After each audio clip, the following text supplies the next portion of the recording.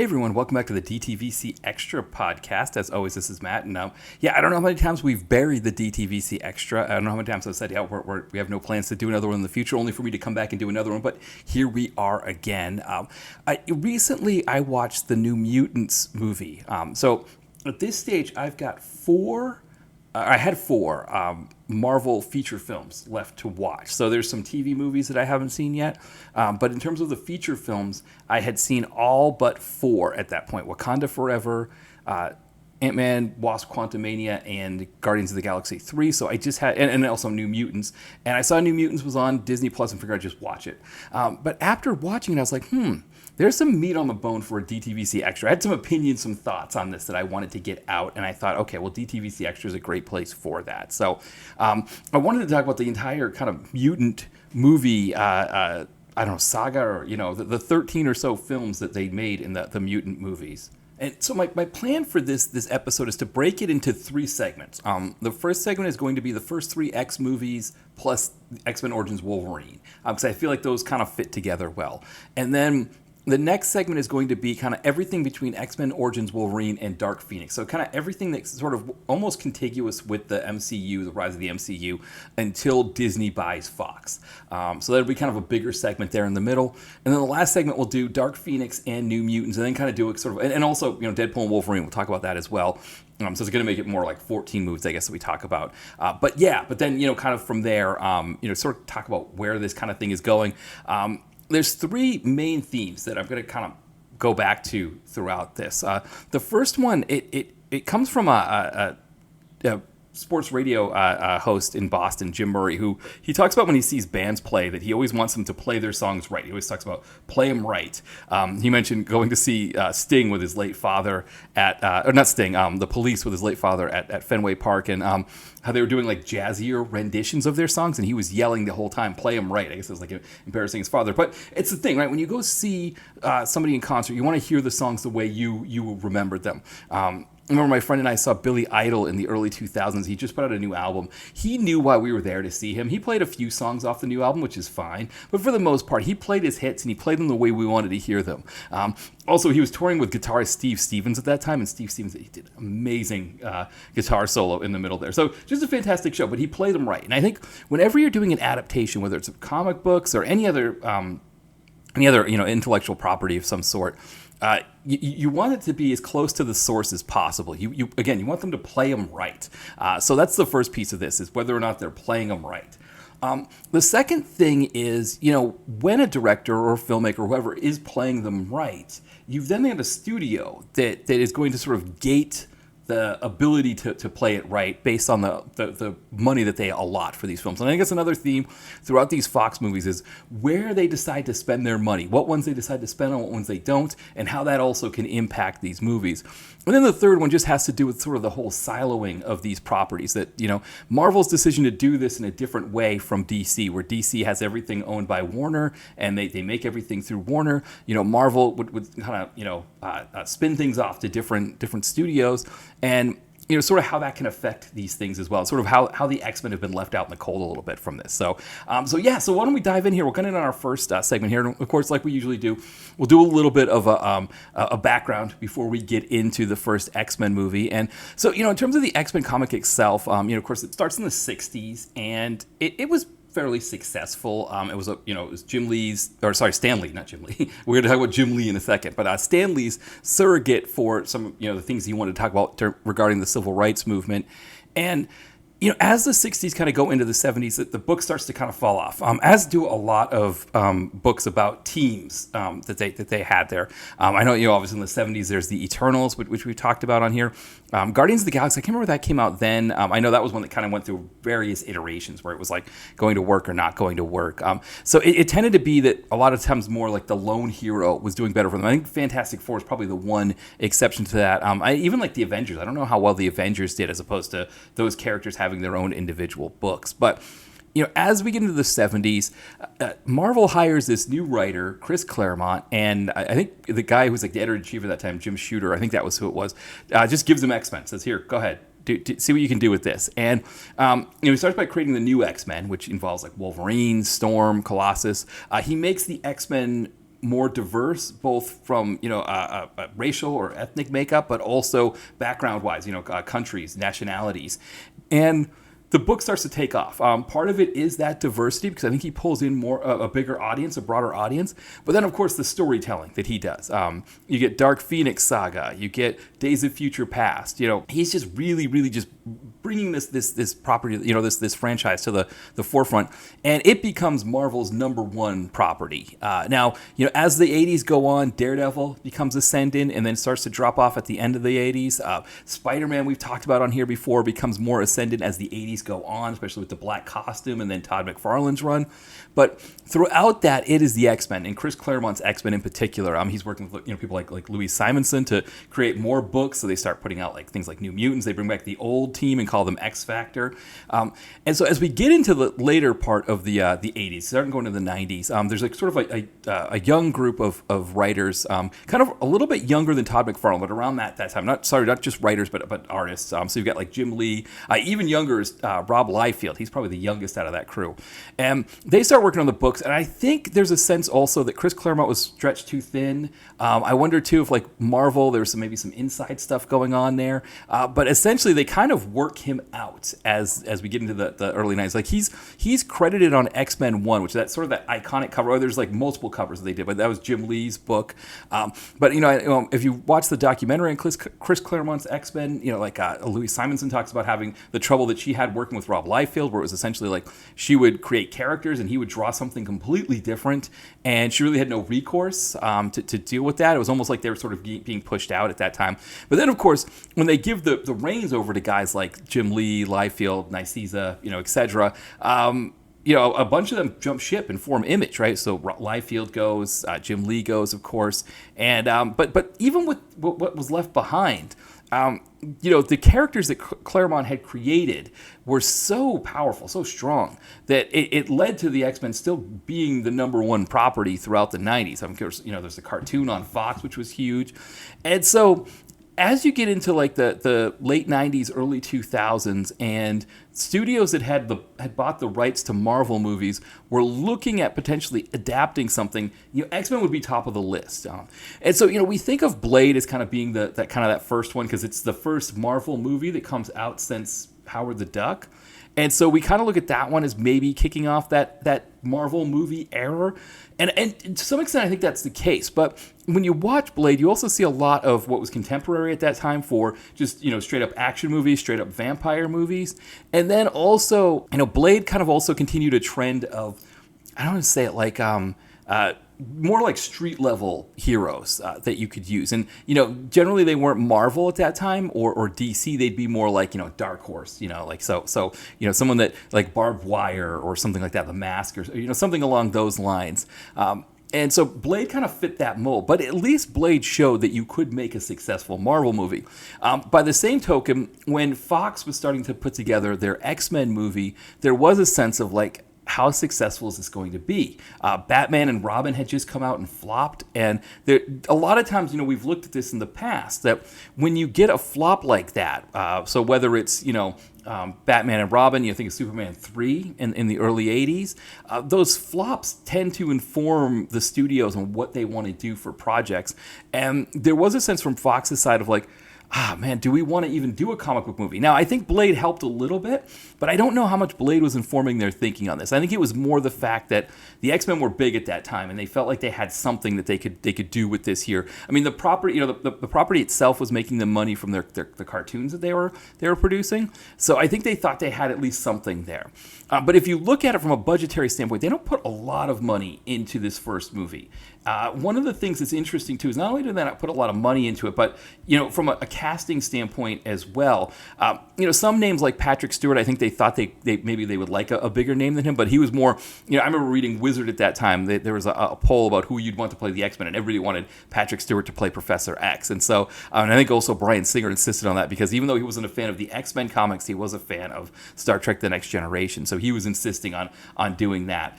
So that's a casting decision they made there. But I think if you think of other names, Famke Janssen, James Marsden, even Hugh Jackman as Wolverine. These are not names that were going to pull in a lot of money if you were going to cast them. Probably the biggest name would have been Halle Berry, but her part is so diminished in this, and we'll talk about that in a little bit. So I think it was like about a $75 million budget that they put on this, which, when you think about the fact that Blade was $45 million, it's not a lot more that they're putting into this. And again, because there was that sense of like, is this going to make any money? And it does, right? It makes almost $300 million. So it is a success, especially for that time. A $75 million movie that makes almost $300 million is pretty good. Now, what happens between X-Men and X2 is Spider-Man comes out. And Spider-Man kind of blows everything away. That one shows that the ceiling is a little bit higher. I mean, to that point, a comic book movie hadn't made that kind of money. I mean, I think maybe Superman, if you adjust for inflation, or the first Batman, if you adjust for inflation, are probably close to the number that Spider-Man pulled in. But that one was a huge one. And so it showed like, okay, there's a bigger ceiling there. And so that meant, that Fox, when they made the second X-Men movie, they put a little bit more money behind it. The movie's a little bit longer. That first one was like an hour 45. The second one is about, like 2:15, I think. And it does, they get their money. They get they get paid, I guess rewarded, or their investment is definitely paid off. So by the time they get to the third movie, at this point now, Spider-Man 2 has come out, and Spider-Man 2 has done even better. Or actually, no, it hasn't. Actually, Spider-Man 2, I'm sorry. It actually did slightly worse than that first one. But, I think from Fox's standpoint, this was the horse that they were going to back. Now, if you look at it, they owned 3 properties at the time. They owned X-Men and all of the X characters. They owned the Fantastic Four. And then when you say all the Fantastic Four characters, there is a little bit of a gray area with things like the Skrulls and who could use those. But, for the most part, again, it's Fantastic Four, Doctor Doom, Galactus, Silver Surfer. They own those characters. And then they had the Daredevil characters, right? So they had Daredevil, Elektra. Now, Kingpin was another one that was kind of like a little bit of an overlap. Did they own Kingpin? I mean, they could use Kingpin, I think, for movies. But then I think also Sony may have had some rights to Kingpin, with the Spider-Man movies. But, as they're making these movies, the Daredevil movie does okay enough. Of course, Elektra didn't do well at all, and then they kind of shelved Daredevil. They weren't really sure what to do with Daredevil, and eventually, as they're sort of dragging their feet on what to do with another Daredevil movie, the rights revert back to Marvel. Marvel makes the Netflix series that becomes really successful. And so now that's sort of, Charlie Cox's Daredevil is sort of where we're at now with that character. Fantastic Four, of course, we know what's coming up there with them. But, those 2 movies that they make, sort of the Jessica Alba, Michael Chiklis, Johan Gruffudd movies, with, of course, Chris Evans as well. It's not like those movies are horrible. They just, I don't know, they don't make the kind of money that Fox wants from them. I mean, neither of them, they're $100 million budgets, $130 million budgets, and they pull in about $300 million. And so I think there's a sense that maybe there's a cap on how well Fantastic Four can do. Now, later on, we get to that next segment. We get into the hubris of them trying to really, really put together a Fantastic Four movie. But X-Men seems to be the horse that they want to back at this point, that they feel like they can do some really great stuff there with that. Now, a few things to think about with these first few movies, especially like the first movie, where you've got the X-Men team versus the Brotherhood of Evil Mutants. I think one of the things that comes up with the X-Men is the idea of how do you make a team movie and how do you give background to the characters and all of that. So, like, for example, in the original iterations of this, they had background on Storm and Cyclops that they ended up cutting out of the film. I think one of the biggest things that hampers this movie is that throughout the 80s into the 90s with Chris Claremont, he had established 2 core X-Men leaders. Cyclops was the old leader from the 60s one, who's then the leader of X-Factor, and then when they bring the X-Factor guys back to be the second X team, Cyclops is the leader of that. At the same time, Storm was the leader of the new X-Men, and so she had established herself as the leader. And so I guess with this movie, there was a sense of like, well, we can't not have Storm, right? I think there's a sense of that was something that they weren't going to do. But then they couldn't have Cyclops not be the leader. So it becomes this really awkward thing where Storm's character is kind of diminished. I mean, there's times where like she's fighting Toad, and you're like, this is Storm. Like, why would Storm ever be having problems with Toad? Eventually, she hits him with a bolt of lightning, and there it goes. But with that really bad line about like, what happens to Toads when they get hit by lightning? Oh, the same as everybody else, or something like that. I don't know, whatever. But there's that part there. I mean, there's moments. I remember watching a movie about fanfic films or fan films or however you want to say it. And there was a woman who she watched. Storm was her favorite character growing up, and she watched that first X-Men movie and was so disappointed by that scene where Bruce Davison, he turns into water. the senator or whatever, he turns into water and splashes away, and she runs out of the room to go tell Professor Xavier. And she thought that was just not something that Storm would do, especially it's almost like she's running away scared. And she's like, that's just not the Storm that I know. And so she kind of did like this. Remember the Storm Mohawk period? She gets the big silver mohawk and did her own, Storm fan film. And even for me, like when I was writing my second novel, Girl in a Gun, that character, the main character in that, Justin, he's adapting. I created like a third comic book company called Ares Comics that does kind of like hacky versions of the two main comic book companies, their characters. Or in this case, it's an Archie style character that he's adapting for TV. But I created another character named Naomi Hansen who, kind of in a similar vein, she didn't like the way Storm was depicted in the movie. She creates her own comic book company called Zoratoni Comic Books. And so it's sort of giving voices to women, to women of color in particular, and those characters. And so but I was kind of inspired by that as well, seeing the way that the Storm was depicted there. I also think that was a big reason why Halle Berry took the Catwoman role, was that she is all excited to be Storm, and in this movie the part isn't good. They don't do a great job with Storm. And so she's like, well, how am I going to be, a black woman hero in a film? Okay, I'm going to take the opportunity to do this Catwoman movie when everybody was telling her, no, the Catwoman movie is bad. But I think she was like, well, when am I going to get another opportunity to do this? And so she did it. Of course, again, she defends that movie still. If you ask her, she would say it's a good movie. Again, gangster move when she went to accept her Razzie for it. She brought the Oscar that she won for Monsters Ball to show. But I think, it kind of gets to some of the issues that come up with these movies, that when it's a team, how do you fit everybody in? And of course, the way it generally works is you default to having sort of white characters, especially white male characters, kind of being in the leads. It's kind of what happens here with the X character. But I think beyond that, I think Storm's character is so big. It's not just about wanting to be woke or diverse or for the sake of being woke or diverse or whatever like that. Storm is a big deal. She is one of the top X-Men. She was developed over, a good, at that point, it would have been about 2.5 decades worth of comic books that Chris Claremont had written, and then other writers had picked up from. And so for her character to just kind of be an also-ran in that movie when she's such a big deal. Now, I guess, you run into that problem. Like, well, what do you do there? What would you have done? I mean, you could have potentially not used her, right? That's one idea. You could have had more X characters and had two teams, and she's one of the two teams. So I guess there are ways that you could have done it. But I think it gets back to sort of, again, some of the challenges that you have with making an X movie, because you've only got you got to make the whole team, together at once. And so now you've got to fit everybody in, and who do you make stronger? Who do you give more parts to? Whatever. But I think it was very glaring, because I think we were all looking at Halle Berry as being Storm and thinking, okay, this is great, and then you don't get much. And that's kind of the hallmark of her character throughout. I mean, I think it's really more Days of Future Past when she's got some of those early opening sequences where they really, really kind of get into how powerful her character and how big she is. But that was one thing. I think that was one thing. I mean, the other thing is when I watched the first one again, I didn't watch the other two or X-Men Origins Wolverine. But watching that first one again, you can kind of see, that how much Fox definitely, pulled back a little bit. That they the budget again, it's only like it's only like $75 million, and so they weren't going to go all out. 2 years later, when Sony does Spider-Man, it's almost double that budget.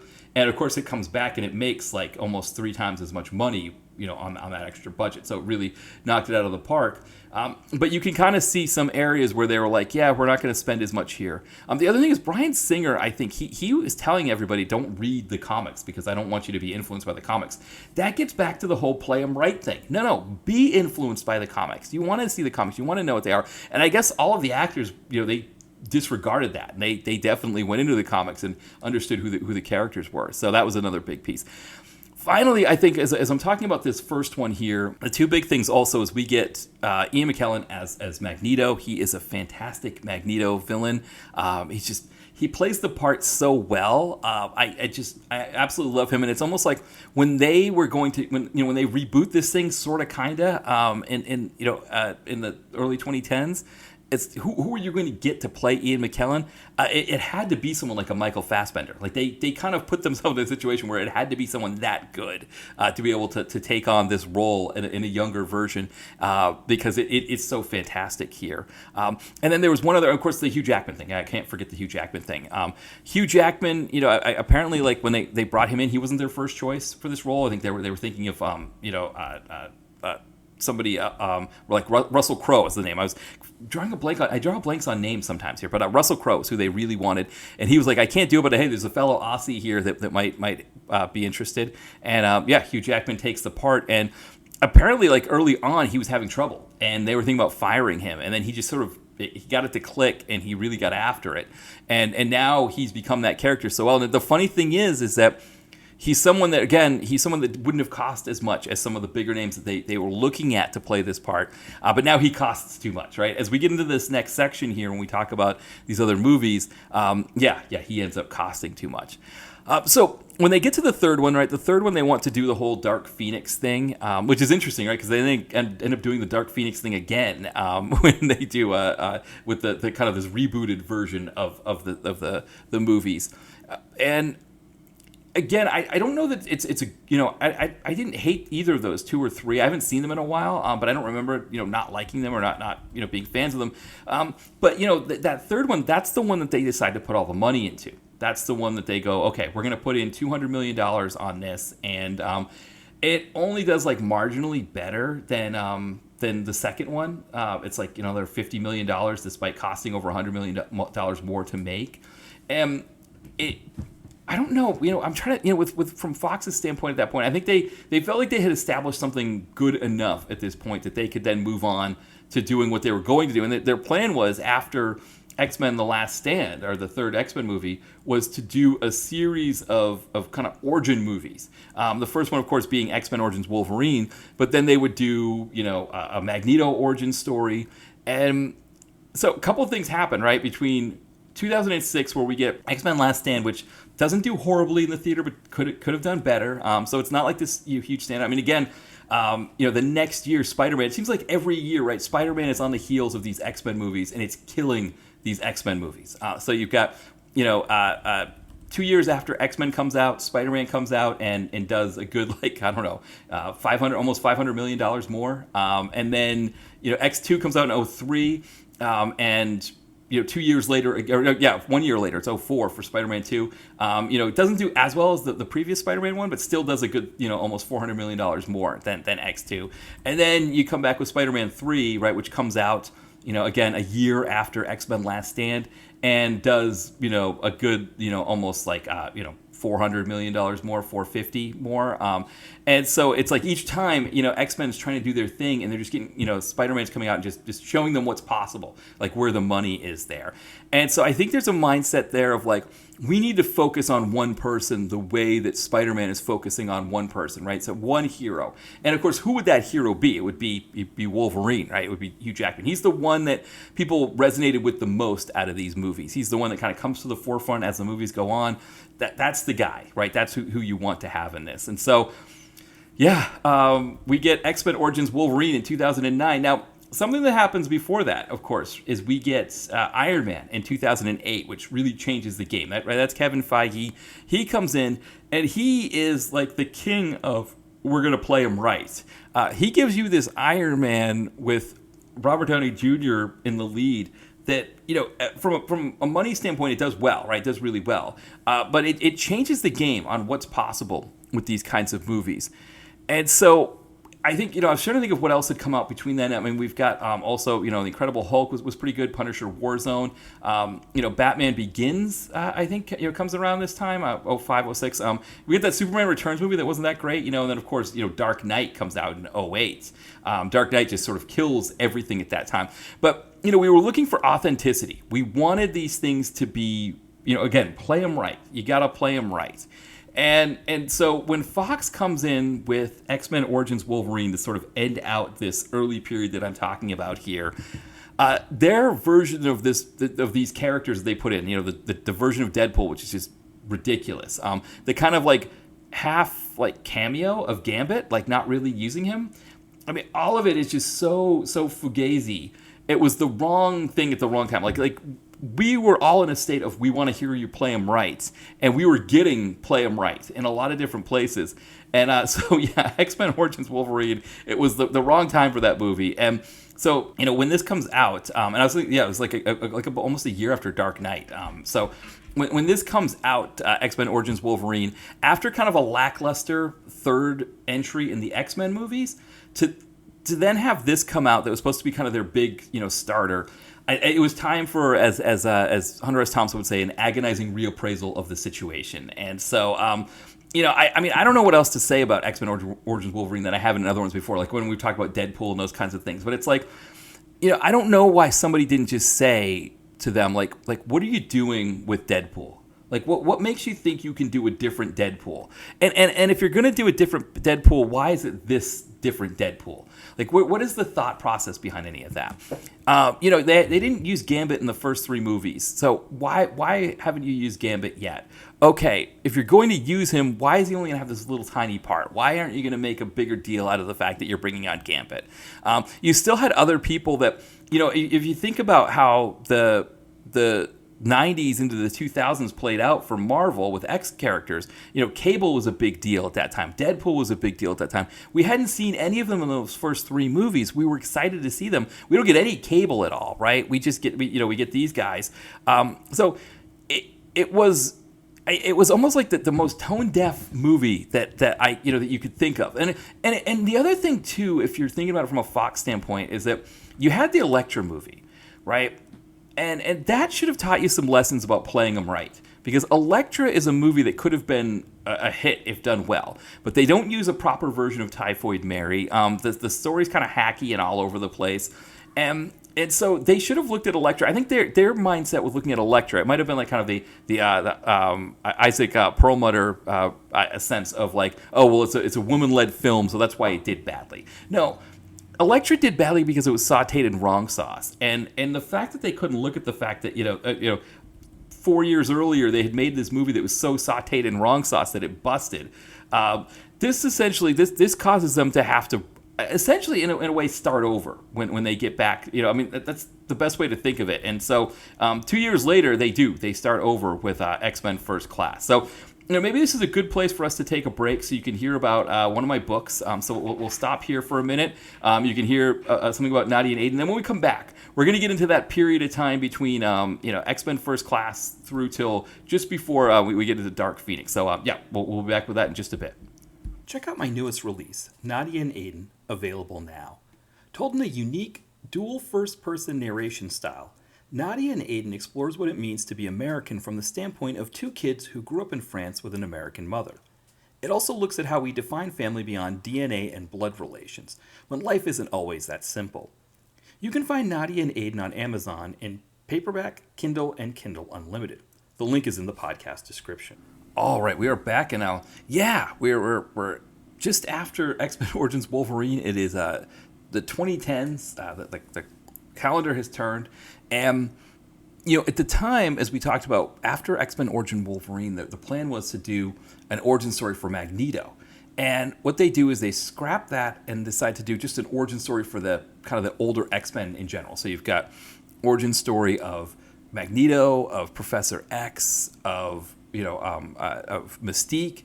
You bring in a baddie, bring in Sebastian Shaw as a baddie, played by Kevin Bacon. You bring in January Jones, who was big at that time with Mad Men. She plays Emma Frost. I mean, you got Fassbender, you got McAvoy. I mean, you're just, they're not skimping on names this time. The whole thing with this movie is, it doesn't necessarily do gangbusters, right? I mean, it actually kind of does about what the last 2 X-Men movies did. Actually, it didn't even do quite as well as those last 2 X-Men movies. It was a little bit behind those as well. And it was a big budget. It was $160 million. I think that was other than the third X-Men Last Stand, right? It was their biggest budget after X-Men Last Stand. So they're putting some money into this. They want to do it right.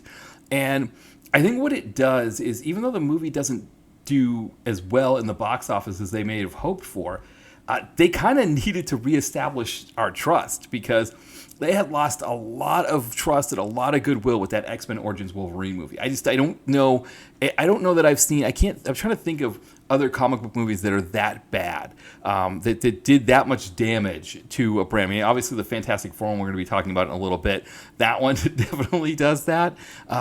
Yeah, I was trying to think of something that was that sautéed in wrong sauce, and that upsetting to people who want you to just play them right.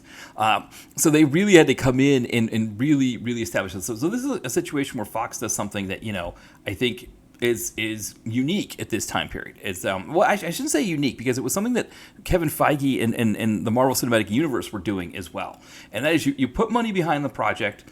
You don't expect the returns on that project itself, but you're hoping to establish something that's going to build on things down the line.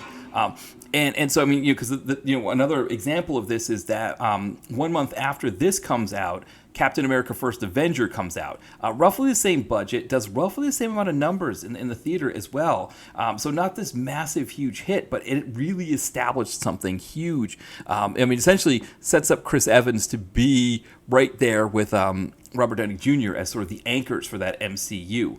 So that's kind of what they're doing here as well. And the thing is, they're also kind of on this redemption tour also for Wolverine, right? And so 2 years later, they put out The Wolverine, which is supposed to be the sort of the make good on what they'd done badly with X-Men Origins Wolverine. Again, similar deal. Like it does okay, it does well enough, but it's again just reestablishing our trust that like, okay, we can trust that you can make a Wolverine movie, just like we can trust that you can make an X movie again, because you really scared us there, Fox. We didn't really know what to make of that X-Men Origins Wolverine movie. So they've kind of reestablished themselves there, and as this is going on, of course, right, we've got the MCU, which is just absolutely crushing things.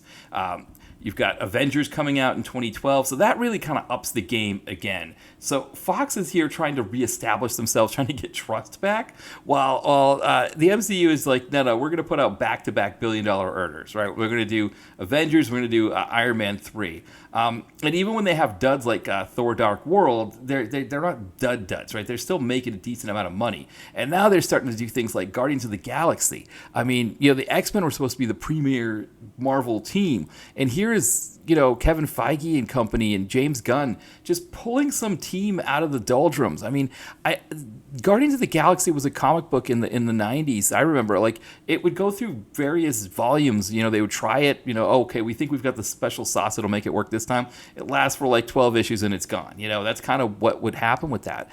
And now suddenly they found gold with it. I mean, that Guardians of the Galaxy movie, it does better than any X-Men movie. And in fact, I think that the first Guardian of the Galaxy does better than any X-Men movie, period. I don't know that there is one. I was trying to think if maybe one of the Deadpools does better. I guess, yeah, the second Deadpool does better than it, and I think the first... So the two Deadpool movies are the only ones that do better than that first Guardians of the Galaxy movie, which is just insane, right? That should never happen. The X-Men are the number one property for Marvel. They should be crushing Guardians of the Galaxy movies. But, I mean, again, James Gunn, he played it right. I think the other thing we could say too, right? So James Gunn played it right.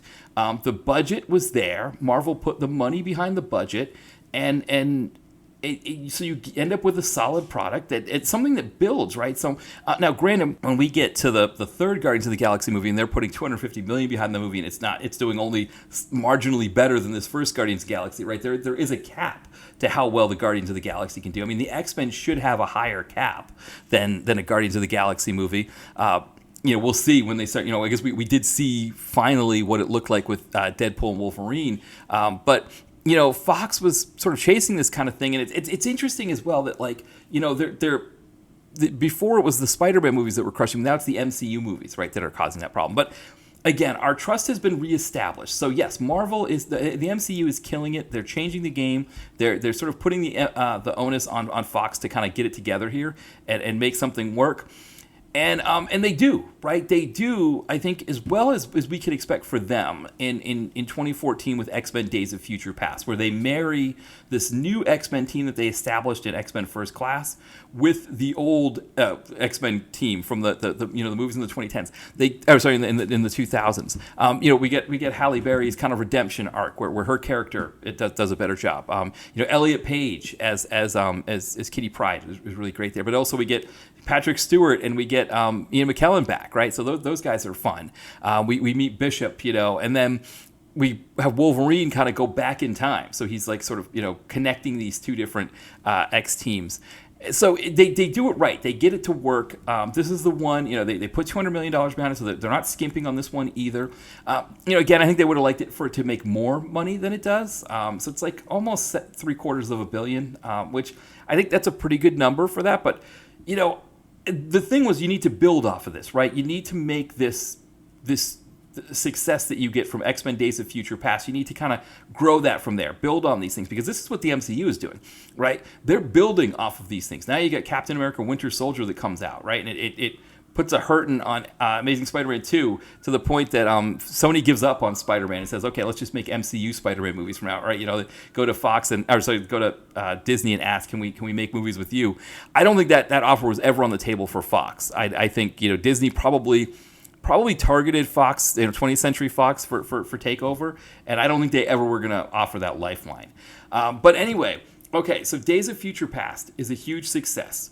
All right, so now we kind of got a big year coming up here for 20th Century Fox here. It's after 2014, right? We're into 2015, and going into 2015, going into 2016, they've got 3 projects. They got Fantastic Four in the summer of 2015, Deadpool in February of 2016, X-Men Apocalypse comes in May of 2016, and then get into early 2017, we get Logan. So I should say 4 projects there.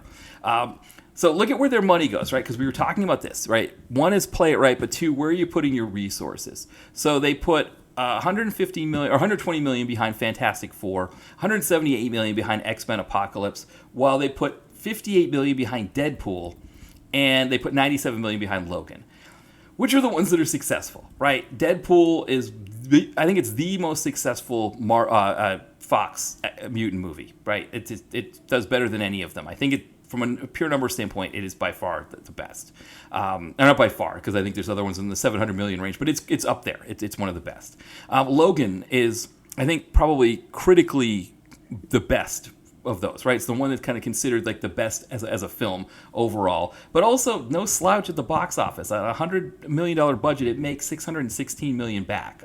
So it does what you need it to do. Fantastic Four, we talk about playing them right. Fantastic Four is as playing them wrong as you can get. I mean, I don't even know how to compare Fantastic Four. It would be like if, I'm trying to think of a good comp for this. Like if you were going to go see like the I don't know, like the Beatles or the Beach Boys or Rolling Stones or something like that.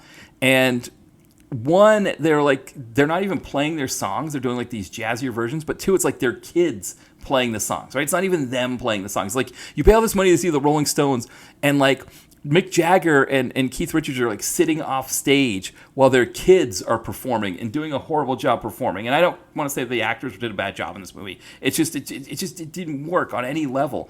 And I don't, again, Fox, you have Elektra, and now you have X-Men Origins Wolverine as a sign that like you really got to play him right. Just play him right. And the Fantastic Four has an easy origin story. You just stick to the origin story. You just get the people that you want to play the parts, and again, just play them right. And they had this idea in mind because they were seeing the success that Marvel was having at the MCU. Now at this point, DC is starting to expand their universe and have crossovers with their characters. And they thought, okay, we still own Fantastic Four. We still own the X characters. The plan was that 2019's Dark Phoenix was going to be a huge crossover event between the Fantastic Four and the X characters, and they do such a bad job with this Fantastic Four movie. They got to scrap it. They can't do it. They're done with the Fantastic Four at this point. And I just don't know. I mean, when you read the backstory on this Fantastic Four movie, there's kind of all kinds of stuff going on there. Like, I mean, I think there's situations where, like, the director was doing meetings with Fox and not telling the screenwriter about it because he was doing rewrites and stuff. And it's like, that kind of stuff, that's like classic, like, Harvard Business Review toxic boss kind of deal, right? Like, you go Harvard Business Review, you know, signs you have a toxic boss, you know, probably bullet point one is scheduling meetings without you, you know. So it just was sauteed in wrong sauce from the beginning. At the same time, I mean, you know, the next movie that come out is Deadpool.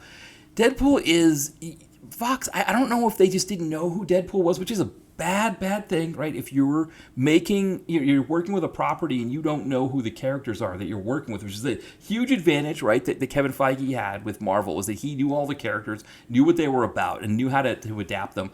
They don't put enough money behind Deadpool. I mean, one of the things I always talk about is that one of the rumors was that they wanted to have Wolverine in that first Deadpool movie, and Fox wouldn't pony up the $10 million for Hugh Jackman for that.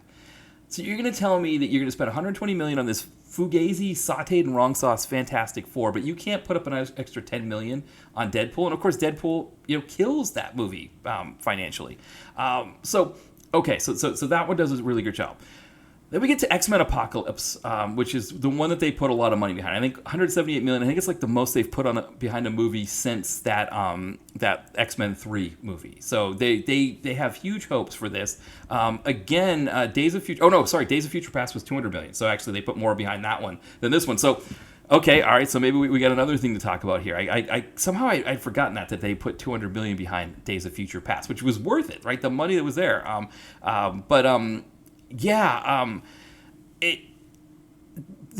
When you finally bring Apocalypse into these X movies, I mean, Apocalypse has been hanging out there for all that time. I get it. You know, they wanted to do Stryker and do a kind of a team up between the good and bad mutants for the second movie. And then the third one was going to be Dark Phoenix, so they didn't really have a place for Apocalypse. I think if it were me, Apocalypse would have been your baddie in the second movie. That's where you go with that. When they finally bring Apocalypse in, I mean, Apocalypse he's a bad dude. He's a big deal. I mean, he is, after Magneto, he's probably the top X-Men baddie. And, you know, this for a movie to kind of just be kind of lackluster. I mean, they were introducing a whole bunch of new characters. They introduced Storm in this one, so she's in this new universe of theirs. Psylocke, I mean, the Psylocke with Olivia Munn, it's almost like fanboy Psylocke, which is kind of a trip that's where they're going with Psylocke in 2016. But that's what they do. And so, yeah, I mean, I don't know. Again, you know, it's okay, right? The movie's okay, but Apocalypse couldn't afford to be okay. It needed to be, when you're bringing Apocalypse in, it's got to be a big deal. And I think the other thing is that, you know, I mean, we'll talk about this in a minute as we kind of go through some more of these iterations, but, you know, Apocalypse is probably the one that you do the crossover event with, right? That he's the baddie that would be that, you know, that maybe not like a Fantastic Four crossover, but like with, you know, you're establishing other characters and you kind of bring them all together to fight Apocalypse. Apocalypse is that kind of baddie. He is, you know, he's your Thanos for these X movies. And, you know, I guess you just have him be a one-off baddie in a movie. You know, he should be establishing something that's going to be carrying over from multiple films. And so, again, I think this is Fox. Okay, they're playing it kind of right. I don't know if they play it right with Apocalypse. I don't know that they really quite give you the Apocalypse that you had in the comic books. But they're putting money behind it, but they're putting money behind it in a way that just doesn't quite work, right? Where they're putting their money. So it's like, they don't want to spend on Deadpool. They don't really spend on Logan, but they spend on Fantastic Four. They spend on this one, and they don't quite get them right. And it's almost like, okay, if you're putting money behind it, I wonder if, you know, from Fox's standpoint, if putting money behind it is the right thing. I don't know. But anyway, so kind of disappointing X-Men Apocalypse, only to come back a year later with Logan, where Logan is like, I think it's maybe just from a movie standpoint, it might be the best of their movies. It's darker, right? It's like an R-rated movie, which is something that Fox was worried about. They didn't want to put money behind Deadpool because they also didn't like the idea of that being R-rated either. You know, there was a sense at that time that R-rated movies had a ceiling, but, you know, I think, you know, a Logan is one of those ones. I mean, Yeah, I think when people watched Logan, there was almost a sense of like, why can't Fox just do this all the time? Why can't they just make movies this good all the time, or even like just 2/3 as good as this? Because it was just such a really great one there. I think it's one of my when it comes to comic book movies, it's one of my favorites. I just really like how that one comes off, and I think Hugh Jackman does a great job. This was supposed to be his swan song, right? This is it. Hugh Jackman is done making. He's done playing Wolverine, right? That was kind of it for him.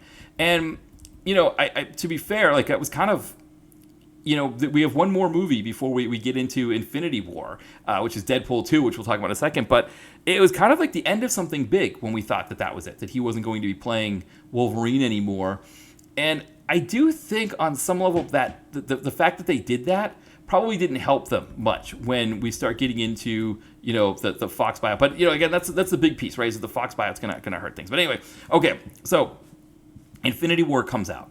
Infinity War comes out in 2018. It was one of the most anticipated movies in terms of comic book movies ever. Probably the most, I don't know, maybe the most anticipated. It does bonkers at the box office. And so Fox, okay, you're making your decisions here as Fox, as like when we're releasing our movies. And you have to know as much as anybody how big this Infinity War movie is going to be.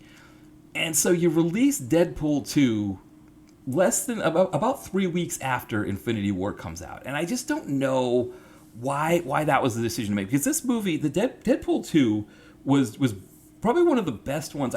The second X-Men movie, I think, builds well off the first X-Men movie. And then, of course, I think you could say Days of Future Past builds off of X-Men First Class really well as well. So you've got two examples of that. But I think this Deadpool movie, Deadpool 2, also does a really fantastic job of building off of the first Deadpool. And it was your most successful movie that you had out. So you should have been like, okay, we're going to put a lot of money behind this and we're going to make this thing work. And to their credit, they do put a little bit more behind it. It's $110 million for the budget. So, I mean, for a Deadpool movie at that time for Fox, that's probably a good amount of money.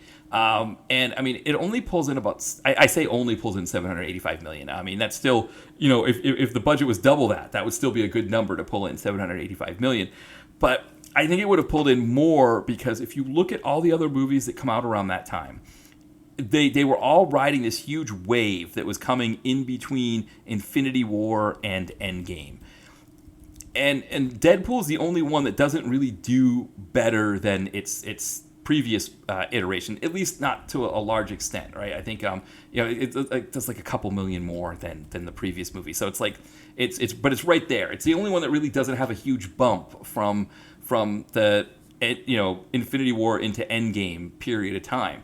Everything else does, and I think had they just released it a little bit later, I mean, take Venom. Venom comes out in October of that same year, and does about $100 million more than Deadpool, and the budget wasn't any higher. It was like $100. It was actually $10 million less.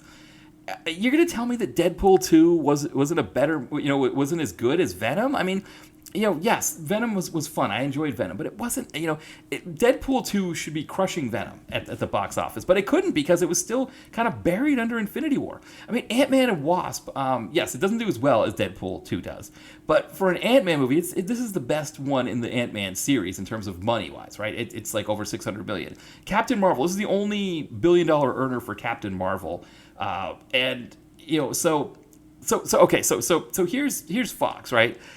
I don't know to what extent that they were already in talks with Disney to get bought out, but they're sort of trying to strategically stay, at least be somewhat competitive with the MCU. I mean, they probably weren't going to outcompete the MCU, but at least have some properties that are doing well enough. And, I don't know. It's just, these decisions that they're making here as we look at this period post Days of Future Past, right, where you've got 3 movies that are good, Deadpool, Logan, and Deadpool 2. And, the first Deadpool, you don't put any money behind it, and it still does really well, but you could have put a little bit more, and it probably would have had something, another $10 million for Wolverine probably gets you another $200 million at the box office. I think you're getting close to $1 billion there when you throw that in. And I think I've been proven right by Deadpool and Wolverine, by that success. I think Deadpool, if it had Wolverine in it, would have done better.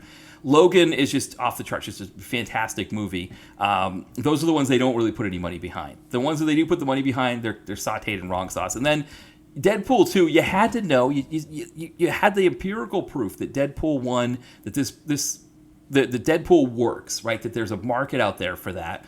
And you build on the first one. You're bringing in Domino and Cable for the second movie, so you've really built on that. You're going to have something that's going to be really anticipated. Everyone wanted to see this second movie, and you bury it underneath Infinity War. I just don't know. Everybody in the industry knew that Infinity War was going to pull in huge numbers. It was going to be a box office thing for months. And I'm not saying that you wait until. Ant-Man and Wasp comes out July 6th. I think he could have put Deadpool out in July, and it would have outcompeted Ant-Man and Wasp. I think it would have, you could have put it out in September, October. It would have crushed Venom, right? It would have done better than those movies.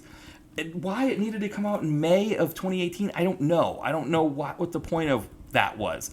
But that's what happened. And so Deadpool is their last one, so Dark Phoenix and New Mutants come out after the sale.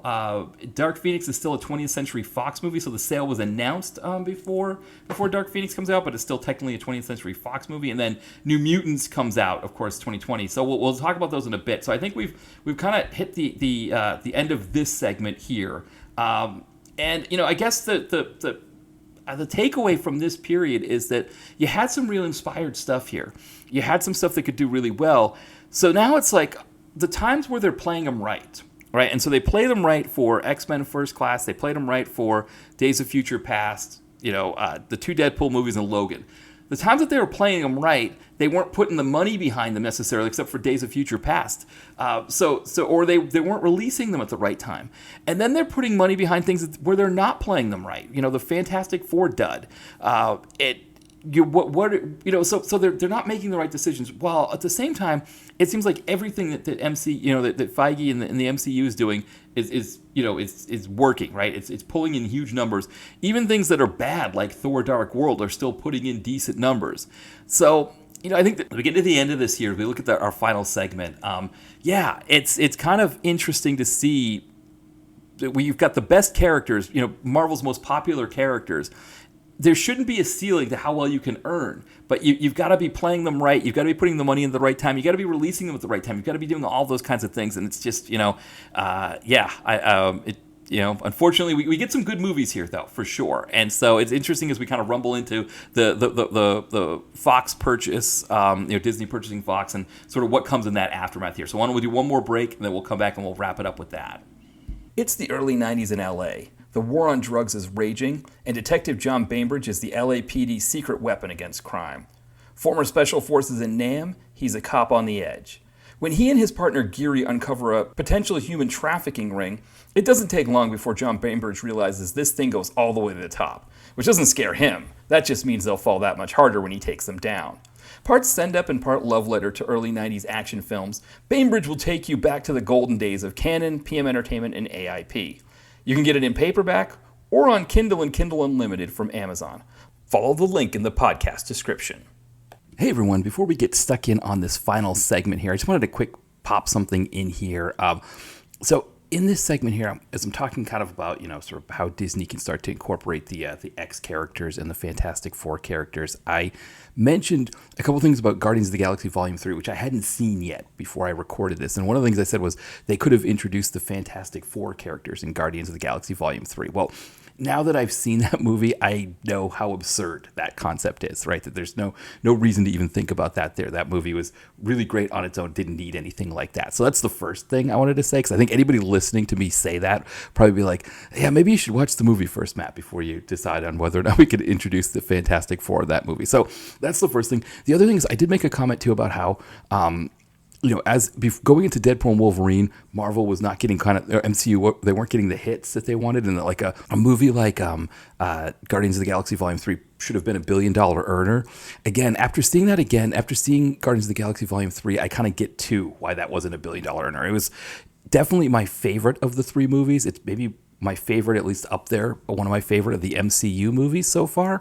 But I also don't know that it has a lot of rewatchability. I definitely could go a little ways without watching that again. It's definitely an emotional movie, a lot of dark I don't, one of the things I think is I was reading in Wikipedia that PETA applauded the movie for how they handled animal testing. And it's like, well, if PETA is giving you a thumbs up on something like that, it's some rough material. And so, as good as that movie was, it doesn't have the rewatchability, I don't think, of what you'd want from a $1 billion earner. So I think Kevin Feige probably just let James Gunn make the movie he wanted to make there, and didn't worry about the fact that it was only gonna it was gonna have a ceiling at that point. And the fact that it made as much as it did, considering how rough that material is, I think that's a testament to how good the movie is. But anyway, those two things, just to keep those in mind, that when I'm talking about Guardians of the Galaxy coming up here, when that comes up a little bit, just know that I've got a different opinion on those things now. But anyway, we'll get right into that final segment here. All right, we are back, and we're going to wrap this up here by finishing our look at the last 3 movies here in this Marvel Mutant movies. Actually, 2 Fox ones, and then one that is the MCU one that kind of our most recent one that we have here, the Deadpool and Wolverine. Because I think it's important to talk about that one as well. And I think to that point, I talked about 3 themes in this, right? I talked about playing them right. Making sure that you're really adapting these movies the way that the fans want you to adapt them. The resources that you're putting behind these movies. Are you putting money in the right places? Are you releasing films at the right times? All those kinds of things. But the last one I haven't talked about as much to this point, and that is the sort of the siloing of these characters based on the way Marvel sold the rights to their characters to different things. Now, I talk about the siloing. I mean, one of the hallmarks of DC, right? DC owns, they're owned by Warner, so Warner's going to release the movie, so they don't sell off their characters, right? They all come together. But one of the things that was kind of a hallmark of DC or Warner for a long time is that they only made Superman and Batman movies, right? They started with just Superman. And then, because the first Batman movie is kind of based off the TV show, but then they made Superman. Then when Superman fell off, they were like, I guess we'll make Batman. They weren't really sure if that was going to work, but they make Batman. Okay, so we'll just make Batman. Then Batman falls off, and they're like, okay, well, which do we want to make next? We want to do another Batman or another Superman? It ends up being that Batman Begins wins out. And it's not until Avengers, the first Avengers movie, where DC's like, God, I guess we got to start using these other characters we have, right? Even though you have Wonder Woman, who is one of the most famous characters. I mean, you think of who your top characters are. She's right there. Everybody loves Green Lantern, Flash. They had characters that they could use. Aquaman. I don't know about Aquaman. The fact that movie made $1 billion. That's another one I didn't. I was just talking about Marvel movies in the last segment that got a bump from the Infinity War bump. Aquaman definitely got the Infinity War bump as well. There's no reason for Aquaman to be making $1 billion in the theater. That's, as much fun as Jason Momoa might be, that's Aquaman. Come on now.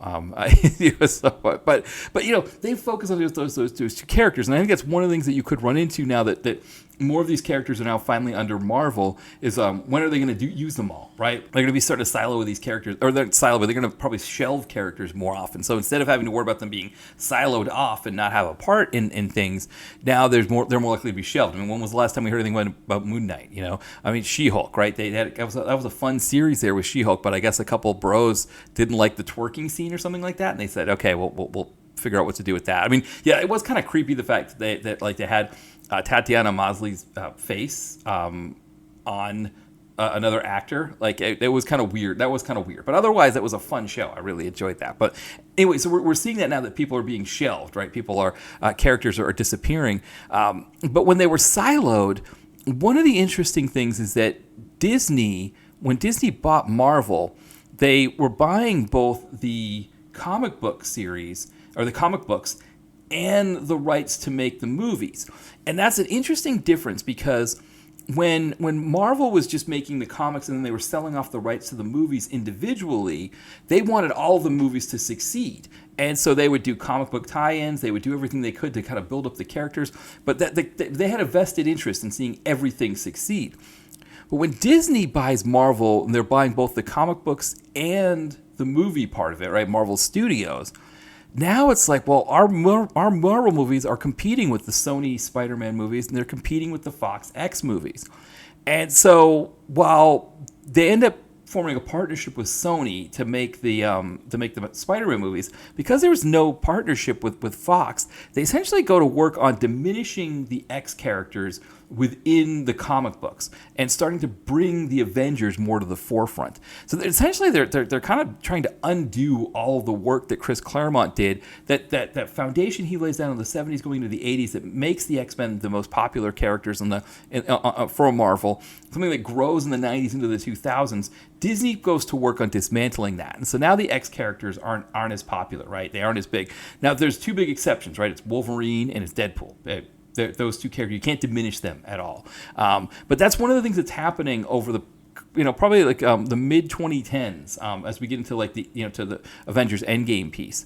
I mean, the other thing too, of course, is that this biggest comic book moment, Avengers Endgame, Avengers Infinity War, they don't have the Fantastic Four. The Fantastic Four were a huge part of the original Infinity Gauntlet, Infinity War, all of that. That was all, they were a huge part. Obviously, Silver Surfer was a huge part as well. But also the X characters were a huge part. You're calling in Professor X to help you out. The X are coming. Cyclops, Wolverine, whoever, they're helping out. They're trying to help with these things, and they're gone. Right? They're not a part of any of it because Fox is over here and Disney and Marvel are over there. So they miss out. We miss out on having them for a part of this big comic book thing. This big moment in comic book history. We don't get some of the best Marvel characters as a part of it because of this whole, selling off pieces and them being siloed off. And again, Disney didn't want any part of Fox doing movies with them the way that they did with Spider-Man. So at least we got Spider-Man in those movies. Though one of the things I think part of the reason why Spider-Man gets blipped in at the end of Infinity War and only comes back at the end of Endgame is because he was, Sony got, so they didn't want to be spending a lot of money, paying a lot of money out to Sony to have him in a more robust part. But still, we kind of so as this whole thing is happening, where comic books are becoming, these big mainstream, big blockbuster kind of things. The X-Men are kind of missing out on that, right? To some extent. I mean, yes, Deadpool's doing well. Wolverine. So it's like a combination, right, of Fox misplaying their best characters and misplaying their movies, while Kevin Feige and the MCU are over there having their moment, building this huge thing that their biggest characters aren't a part of. So it's a really weird thing, especially for me as a fan of these comic books, in the late 80s, early 90s. I mean, you think of the Fantastic Four, just kind of going on a different tangent here. I mean, they're part of everything big that would happen in Marvel. And so, maybe, I'm not out there reading every Fantastic Four comic book, but I'm expecting them to be a part of it. I mean, you think, talking about, the Spider-Man's black suit, and finding out that's a symbiote and, trying to get the suit off of him, and then it becomes, Venom. I mean, it's the Fantastic Four. It's like, Reed Richards with like this sonic gun that's causing, the symbiote to go away. And then, of course, he also goes up to this big bell tower, and the bell rings, and it causes the Venom symbiote to go away from him. And then, of course, he has no clothes on, right? And so it's a oversized Fantastic Four suit with a paper bag on his head that he uses to kind of get home after all that happens, so people don't know that it's Spider-Man. Fantastic Four was a big part of that, and of course, the X-Men characters. I mean, think of like the Onslaught crossover series with just like everybody. So they weren't a part of this big thing, and going into 2019 when it's announced that Disney's going to buy out 20th Century Fox, so Fox is still going to have their sports arm, and they're still going to have their news arm, but in terms of the original scripted programming, that's all going to Disney, and. So then there's a sense of like, okay, well, now they get the X-Men again, right? Now they get the Fantastic Four again. This is going to be exciting. We're going to see them all come back. And I don't know, Kevin Feige, I mean, I know he obviously is a big Marvel fan. He would have had to have loved the X-Men. He would have loved, all the Fantastic Four. But I do think there's also probably a part of him that loved that he had this kind of this kind of success without them. It's kind of like my favorite, my favorite football team, the New England Patriots, how there's a lot of conflict between the coach, Bill Belichick, and the quarterback, Tom Brady. And I think the coach and quarterback, they both wanted to have success without each other to prove that they could. Brady did, right? He goes to play for the Tampa Bay Buccaneers and wins his 7th Super Bowl. So there's no team that's won more than 6. The Patriots and the Steelers have both won 6 Super Bowls. I'm trying to think of how many teams have won, because before the Super Bowl you have the NFL championship. I know the Packers have 13. And I think that the New York Giants have 9 when you combine the two. So I mean, Brady has won more championships than almost every team And so he was that successful, whereas Belichick did not have any of that kind of success. And now he's like kind of off on an island coaching the University of North Carolina football team. But I think Kevin Feige's a little bit like that. Like, okay, I'm going to see if I can keep doing it without the X-Men. And so, there was some anticipation of what was going to happen. But, the big thing, of course, is that we have 2 X-Men movies left that need to go out. First one is the Dark Phoenix movie. And so it comes out like what? A year, I guess? Or no, like 2 months after. Sorry, it was a year. I don't know where I got a year from. 2 months after Endgame is Dark Phoenix. Not even 2 months, actually. It's more like 5 weeks after. Budget of $200 million, right? It was the one where they're putting all the money behind it. This is their big finale here to these X movies, and barely does. It does like $250 million. Just barely makes its own, its initial budget back. Now, I was going to say, usually we say a movie's got to make 3 times its budget back to make its money.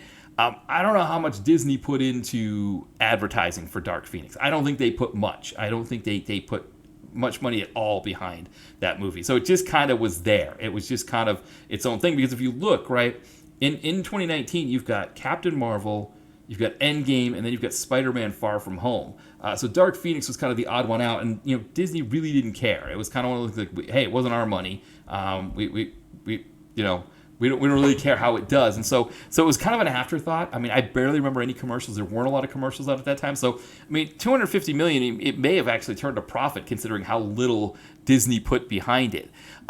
Again, as we talked about, the original plan for that was that it was going to be a crossover with the Fantastic Four that would have been, probably a second movie in at this point. Had the 2015 one been successful, right, there probably would have been a 2017 one, and then this 2019 would have been both of them together. And the idea was, I think it was supposed to be like the Kree or one of the alien groups that, again, they kind of had the rights to, but also Marvel kind of had the rights to, and nobody really quite knew, who could use them. They were going to play a big part. They ended up using this kind of like made-up alien group that Jessica Chastain is a part of. I mean, the other problem with the Dark Phoenix thing is we kind of already had it. We had it in 2003, so it's like, why are we doing the Dark Phoenix thing again? You're going back to old territory. I mean, when you watch the movie itself, it's like, yeah, I mean, I get it. It's the Dark Phoenix thing, but it's like, we already did this. We did this, and I guess they felt like maybe they had to do it again because, to some extent, Days of Future Past resets the timeline a little bit, and so I guess they felt like they had to come back and redo Dark Phoenix. I don't know that you did.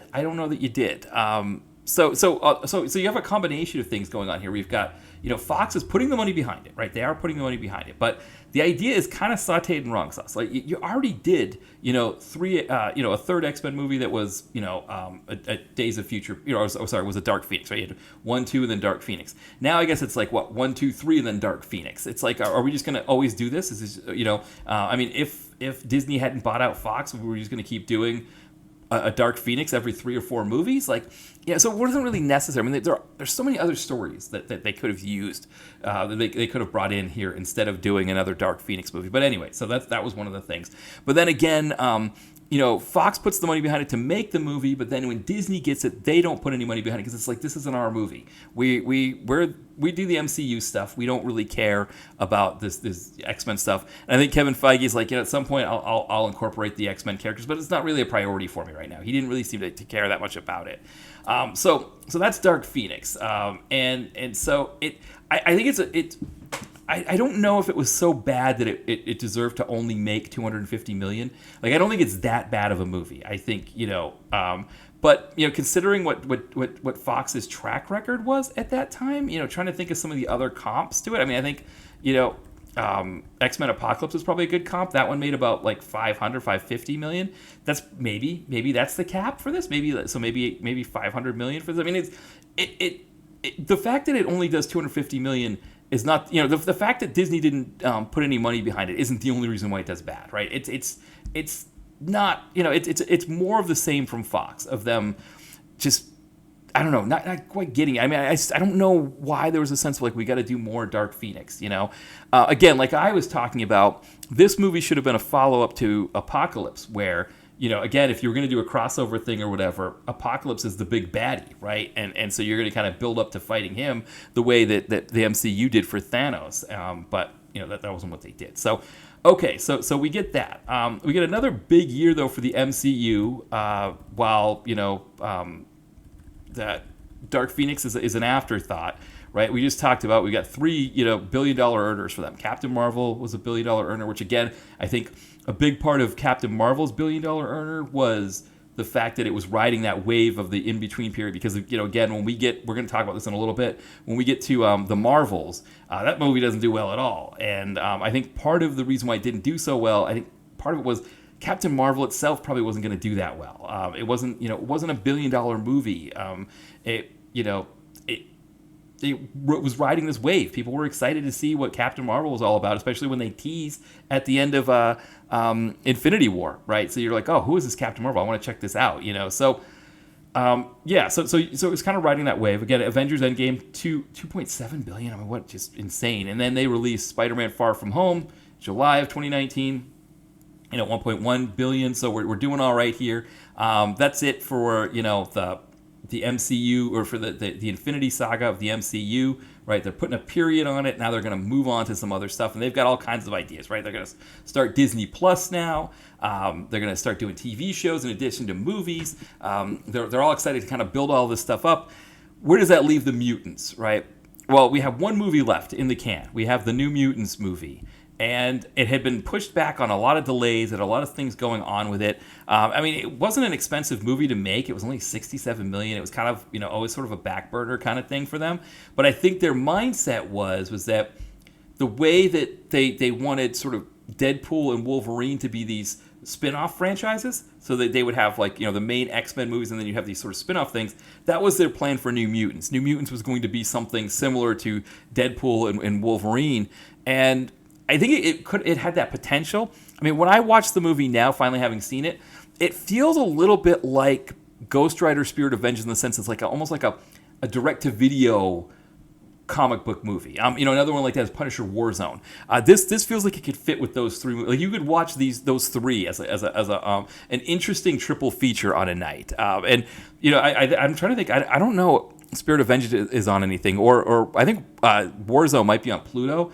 But it would be an interesting triple feature to do Ghost Rider: Spirit of Vengeance, Punisher: Warzone, and New Mutants, because they all kind of have like a direct-to-video feel to them. They're lower budget, smaller storylines, but this was where they were introducing Mr. Sinister, who is maybe your third best ex-baddie, right after Magneto and Apocalypse. Mr. Sinister was one of my favorite baddies ever. I've always loved Mr. Sinister, and the fact that we're now. We started this stuff in 2000, and we're now in what is it now? We're 2020, and we're finally getting Mr. Sinister. Yeah, that's kind of a weird thing, right? Like, why is that happening? So the other thing that happens, of course, is Disney doesn't care about this movie. Just like they didn't care about Dark Phoenix, they care even less about New Mutants, and it's more just about the fact that the movie's done, it's in the can. Why don't we just put it out there and see if it makes any kind of money? Now. August of 2020, right? We know kind of what's going on in August of 2020. So the pandemic is kind of... The summer of the pandemic is probably a little different than the early period, right? We think of the pandemic, we think of the lockdowns and all of that. But the lockdowns by the summer, they'd kind of eased a bit. And there's a sense of you can fly if you wear a mask. You can go in stores if you wear a mask. And if you're outside, you just kind of don't get too close to people, but you can go outside and do stuff. So there was a sense of okay, well, the movie theaters can open. They just need to have a good maybe filtration system. You got to wear a mask while you're in there watching the movie, and you can't sit close to people, right? So we can't sell out all the seats, but we can have people start going to the movie theater again. And yeah, so New Mutants is one of those movies. It's August of 2020, so it's not even like that 2021 period where people were first starting to get the shot and they're starting to kind of get back into their lives. No, that's kind of not what we have here, right? We have this. I don't know. It's still in that period where, again, there was no vaccination yet, and people were kind of slowly getting back into things. I think there were certain parts of the country, too, that were a little different than others. I know L.A. had more of a dining culture at that time where people were more likely to kind of chance it and go out and do stuff. I know, here, with my wife and I wasn't, the only time I was ever really going into a store was when we had to get prescriptions, because some of them you couldn't get delivered.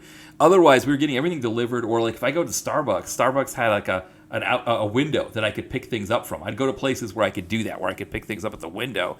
I wasn't really going in any place. I certainly wasn't going to see a movie at that time. But some people were, and so this movie makes I don't know, 50 million at the box office, which again, it's kind of one of those things where it's like, yeah, you take that and run. I guess from Disney's mindset, it was like, hey, it got something. I mean, I talked to a lot of people, they're like, I don't even remember that movie coming out. I was talking to John Crossman after Movie Dinosaurs on his podcast recently, and I mentioned that I'd seen this, because he was like, what have you been watching lately? And I mentioned New Mutants. He's like, I don't even remember that movie coming out. I didn't even remember that it happened. Right? I mean, that's kind of what happened with those movies, is they were, and I mean, this one, New Mutants was the first one that was 20th Century Studios, right? It wasn't 20th Century Fox. Yeah, it's kind of like this, I don't know how to say, it's like the end of this whole run of these movies here. This one's kind of I don't want to say a dud. It's like a whimper. It ends kind of on a very low note. And so you think of 20 years of making movies, 13 movies over that 20-year period, that this is how it ends, is on this movie released because the studio was bought out by another studio.